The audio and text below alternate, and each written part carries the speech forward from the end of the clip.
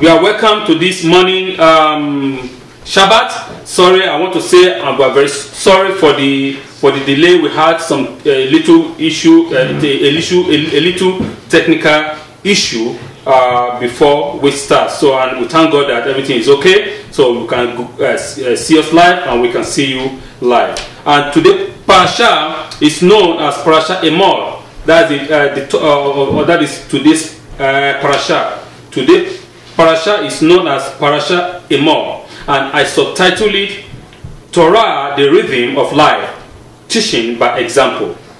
Torah is our rhythm of life, and it is teaching by example. It's not just us giving an order, but Torah is a teaching by example. What you want people to do, you yourself has to do it. It's not tell people you do this, but you don't do it.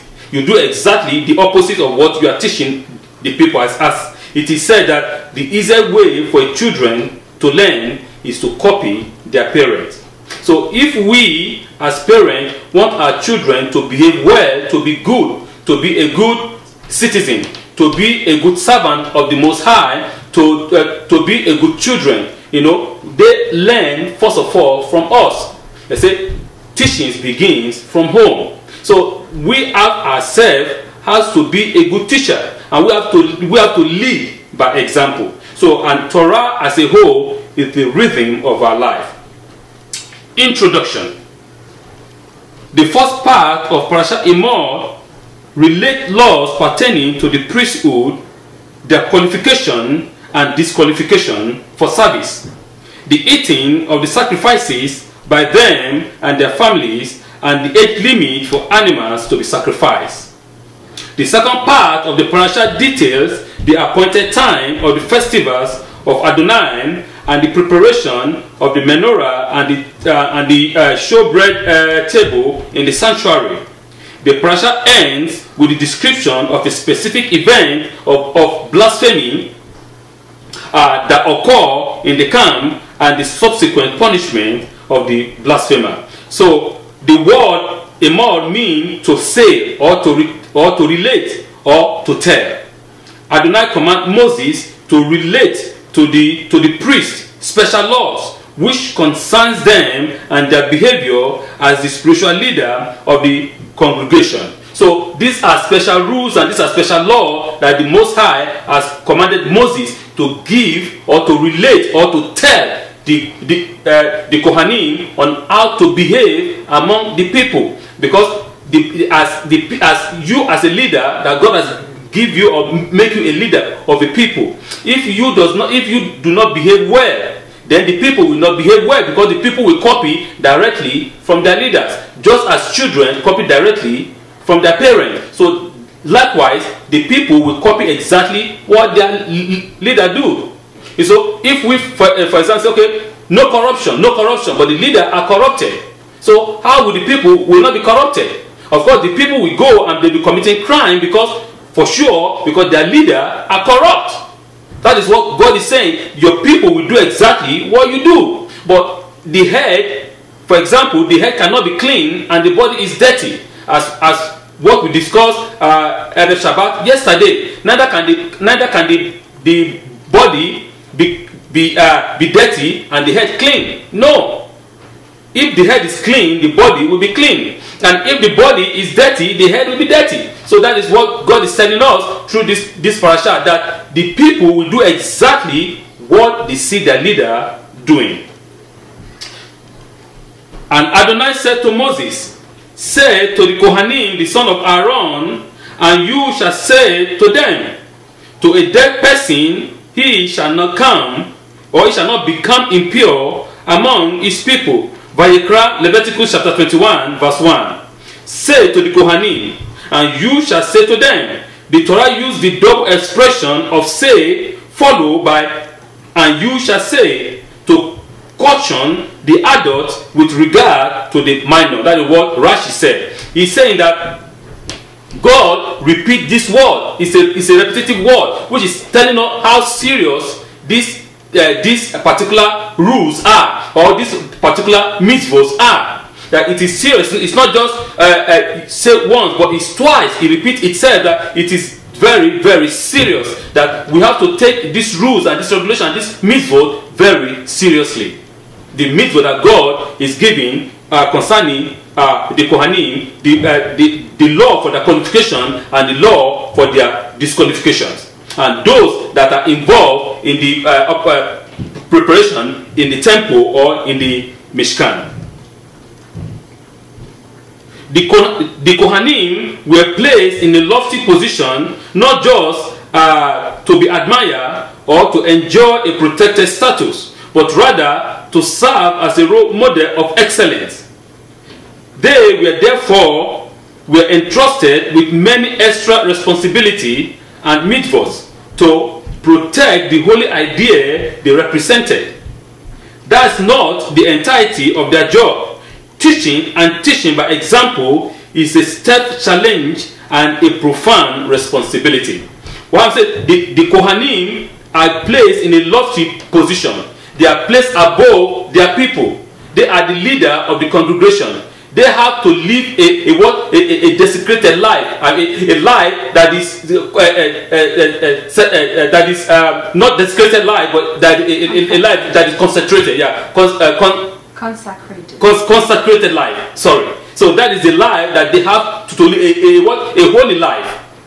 I repeat myself. The Kohanim are to live a holy life, a concentrated life. A life that is only meant for the living God, for their God, because because the oil of anointment has come upon them, and they have to give their life completely to the service of the holy ones. Because they don't work normally like what the ordinary people do. They only concentrate their own action and their work in the temple. So therefore, the Holy One tells us that our food, our product, all our flowers and all other sacrifices and other gifts, all the Torah has to be given to what? To the Kohanim, because they have no portion in the land, and because their portion is God. So therefore, we have to do all those mitzvot that God has commanded us to do concerning to the Kohanim. Because he said, for you to be blessed, you have to make sure that the Kohanim does not go hungry. Because if they go hungry and they receive and they depart from the temple to start walking like ordinary men, then therefore there's going to be a curse. But if the Kohanim continue to praise God and continue to do their sacrifices and continue to do all their job in the temple, and they don't go hungry, then the Torah said that the Lord God will send blessing upon our homes. So the Kohanim are placed in a higher status, as it is said that to whom much is given, much is expected. So therefore, their own mitzvot and their own rules is more strict, or is stricter than that of the ordinary man. And if we look at it, the law that concerning the Kohen Gadol is the strictest of all of them. Then ordinary Kohanim is a little bit less. Then to the judges it's a little bit less. To the Navim, to the princes, a little bit less, and also then after that to the ordinary people. So therefore, there is an hierarchy of each of these that God is saying that to the Kohanim, to the Kohen Gadol, these are the regulations and these are the rules, which is a little bit different and more stricter than that of the ordinary citizen, because their work and their job is to lead by example. Because the work that they are doing is a holy and a consecrated work or jobs. So they have to be holy, and they have to keep themselves completely pure, not to contaminate themselves or not to desecrate themselves. With the people. This week Torah reading begins with a rather detailed instruction, or the kind of a sheet for the children of Aaron, the priests of Israel. The Torah describes for us the limitation that were placed upon them in order to guarantee that their service will be in purity and in holiness. Aspects aspects of their instruction are still enforced today. Those who are of the priestly clan observe them rigidly, even if in other matter they were not may not be as strict as that. So what I'm trying to say that this week Torah, as I just said, give us this deep enlarged version of the mitzvah for the Kohanim and for the priestly family, the limitation of their lives. Yes, the Torah, as we all know, is a burden. He said we have to carry it. God knows that we can carry it. That is why He has given us the Torah. If we cannot carry it, the only one, blessed be He, wouldn't have given us the Torah at all. But because He knows that we are capable, we have the capability to carry the Torah, that is why He has given it to us. And so therefore, it's a kind of a limitation. Yes, what the ordinary people can do, the Kohen or the Kohanim or the Kohen Gadol cannot do that. What ordinary Kohanim can do, the Kohen Gadol cannot do. Like, for example, as what is written in the Torah, that even though as a Kohen Gadol, whose anointment, the holy oil has been poured upon him, he cannot mourn his father and his father. Why ordinary Kohanim can do that? Ordinary Kohanim can mourn their brothers and their sisters, but the Kohen Gadol cannot do that because he's the Kohen Gadol, because he's the head, and so therefore he cannot turn his clothes, because normally, according to the tradition, once someone mourns, your clothes is torn, is removed, you put ashes on your head. But Kohen Gadol cannot do that, because the holy oil of the living God is being poured upon him, and so therefore his way of life is different, and it is also restricted into the temple. They cannot be moving up and down. That freedom is not there anymore, but he can be able to carry it. That is why God has given us all this instruction, because this man is no longer an ordinary man. It's no longer an ordinary citizen. It is now, it is placed lofty, high, because he is an intermediator between us and our Creator. He goes to make all the sacrifices to give himself purely 100% to the service of our God. And so therefore, we the ordinary citizen do what? Do look up to them, to look up to him, to be like him, to be holy and be pure like him. The second part of the Torah reading, which also occupy a great deal of the subject matter of the entire portion, is a recanting of the calendar, that is the Omer. As today is the 30th day of Omer, so we're having 19 more days before the Shavuot. It is an enumeration of the holidays, the special days of the Hebrew calendar throughout the year.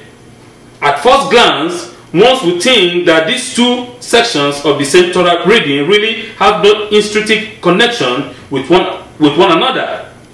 They deal with far different subjects and have a different tone and mood to their words. But again, I feel that is only a superficial view. Upon deeper examination, we will see a common thread that runs through not only these two subjects, but through all subjects of the Torah as well. So, the second subject matter is about our holidays. You know, that God has given us to observe. In the initial part, if you look at it, they look as if they are completely two different subjects, but actually they are not.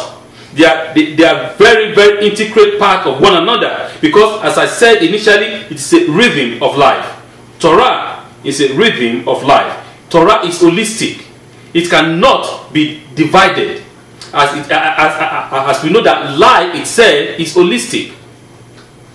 When we tend to try to have a kind of a Greek mentality, when we tend to come and have a kind of divisions, you know, that okay, I want to divide it to the minute, to the most minute atom. That is when the problem is. Then we lost the focus about the beauty of the holistic view of all things.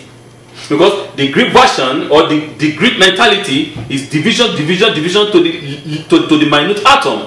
While the Hebrew mentality is we see things in a holistic form. You know, the Eastern mentality is everything is holistic. Nothing can be separate from one another, because when you separate it, then you disbalance all the things. As we know that we human, for example, we understand that we are part of nature, but in the Western mentality, human wants to make themselves above nature. And when you want to make yourself above nature, you don't care about that nature. So therefore, because you think that you are above it, you can do whatever you want to do and nothing will happen. That is a problem. Because when we think that, we are the crown of creation, we can do whatever we want to do, then the planet itself suffered and other creations suffered because we take ourselves above it all. But when we think that we are part of that creation, even when we think that we are part of nature, we will do everything possible in our power to preserve, to protect, and to guard that nature. And that is the Hebrew view. That is the Eastern view. Our view is that everything in life is holistic and everything has to be protected and guarded. And that is what the Torah is talking about.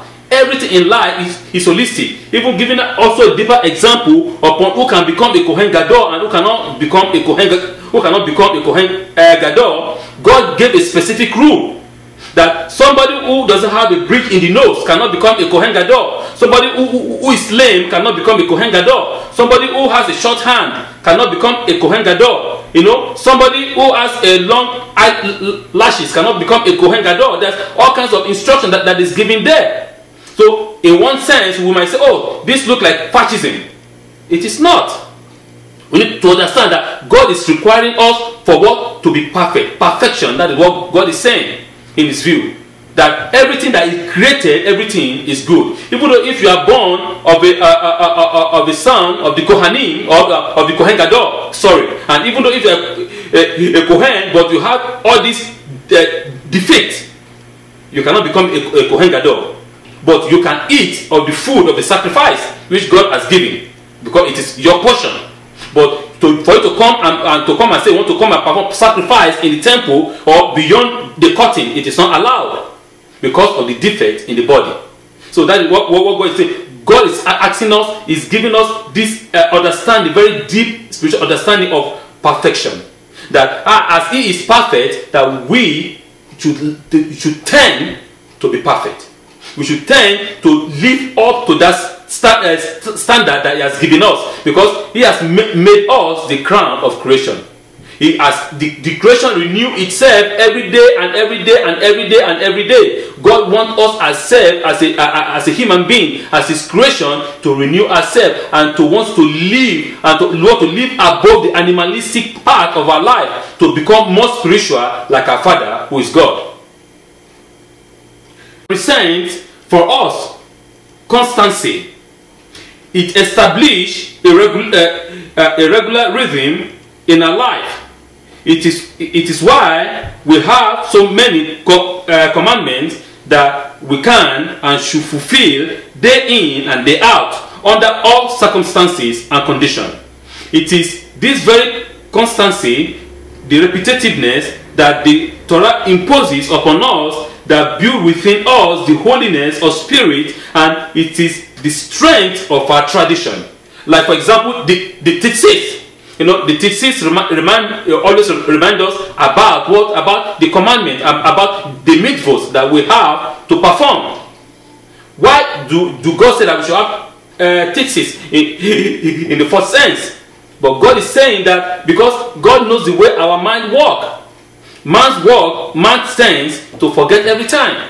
And that is why the Torah is about repetition and repetition and repetition until you become perfect. As the Englishman said, that perfection comes through repeating things. When you repeat and you repeat and you repeat and you repeat, you perfect such a thing.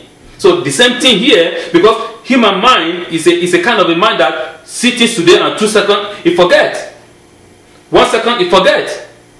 So therefore, when we look at the tzitzit, we remember the what? Or the mitzvahs and the commandments that God has commanded us.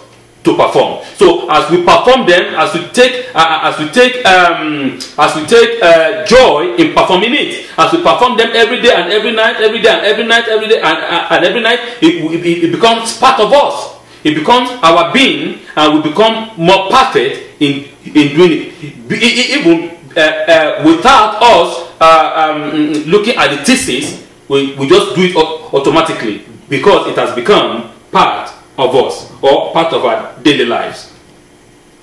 The fact is, the fact is, it is not a 1 day or a 1 week or 3 days or in a year holiday for the Hebrew people, but that every day counts and has its importance.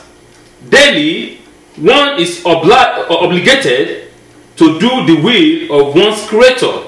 All of this gives a rhythm to our life, makes life meaningful with a specific direction for the times that we are here on earth. So as we repeat this every day and every time in our life, it becomes a way of life. It becomes a rhythm. Our holidays, our holy holidays, they meant a lot. There's a reason why God has given us all these holidays. So therefore, as we perform them every day and every night, as we perform them every year and every season, it becomes part of us, and we ourselves, as a child of God, become used to it, and without it, we find ourselves incomplete. But once it becomes part of us and we get used to it, then we are one together with our Creator, the giver of the mitzvot. The holidays themselves are the rhythm of the Hebrew calendar year. We just finished Pesach and we are coming to Shavuot. And then after Shavuot, there comes the period of mourning. Then after that, the high holidays. The holidays of Sukkot, then Hanukkah, then etc. It is this rhythm of life that invests every holiday and allow the holiday to live within us even when its days have passed. Essentially, every day is Pesach and every day is Shavuot. Every day can be Yom HaPurim, and this is the constancy regarding the laws of the priests as well. That every day they are reminded who they are. Every day they are bound by the restriction, discipline, and the nobility that the Torah ordained for them. So that is why I'm saying that these two things, if you look at it, these two situations that the Torah is talking about, and this morning Parshat of Emor, it might look very, very wide, that there's nothing in common, but there's a lot of things that is common about it, and it's talking about the rhythm of our lives. The holidays is a rhythm of our life every day. That every day can be Shavuot, every day can be Yom Kippurim, every day can be Pesach, as far as we live our life according to the commandment of God. God is requiring us and is asking us to be holy unto Him, and to be holy to His word, to do exactly what He has commanded us, to do His will, to make life more beautiful. But when we perform our mitzvot, all that God has commanded us, we are bringing the realization of the world to come. And so therefore we are bringing beauty into creation, and the life become more affordable and more enjoyable by each and every one of us. But when we disobey the commandment, then life becomes more harsh and more difficult for people to live. So therefore the rhythm of the temple is the same thing like the rhythm of the holidays that God has given us, that we have to live according to the commandments that He has given us, and it is teaching by example.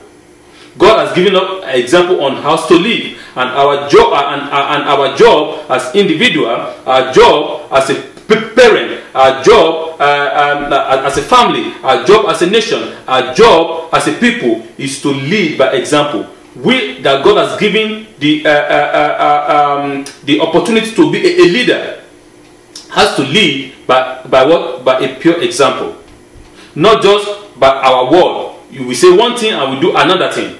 We say one thing and we do exactly the opposite of what we are saying. So where is the example? And how can the people now trust us for them to live the way we live? They say, oh, you look at him, he said one thing and he does another one. You know, I cannot live my life like he lived his own life. And so therefore we are making people to stumble. As in the Messianic writing, it is said that I lay in Zion a stumbling block for those who do not believe. So therefore, God is saying that even though before those that they were not counted as children of God, as in first period that we just read, are now becoming the children of the living God, because they have faith and they believe that they can be able to carry the burden of the Torah. It is not because I am a Jew or because I have the DNA of Abraham, Isaac, and Jacob, then that make me automatically a child of God, or that qualify me to go to what to come, or therefore I'm going to see God. No, it depends upon my works, my actions here on earth, obeying the mitzvahs of the living God.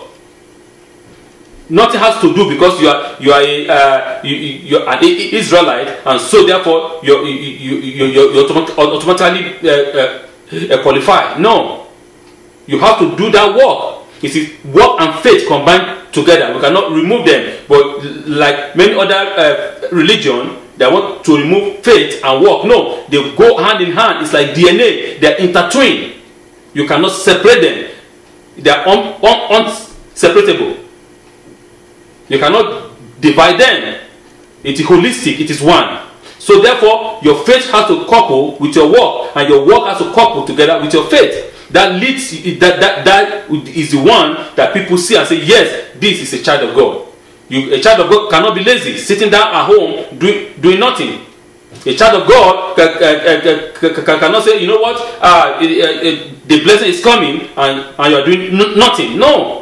You have to work. You have to do the mitzvot. So, you know, that is Old Testament. That is what the devil is telling you. Because there is nothing old. Everything is anew. The Torah is anew. And the Torah is given to us every blessed day. And we have to live this life of the Torah every blessed day. As if we are receiving the Torah every day. The Torah has to be received every blessed day. Not just, oh, I have the Torah once in my life, and that is it. I have salvation, and now I'm qualified to go to the kingdom of God. You are deceiving yourself and you are lying. So your salvation has to be renewed every blessed day, every blessed second, living that holy life that God has given, or God has commanded you. Closing.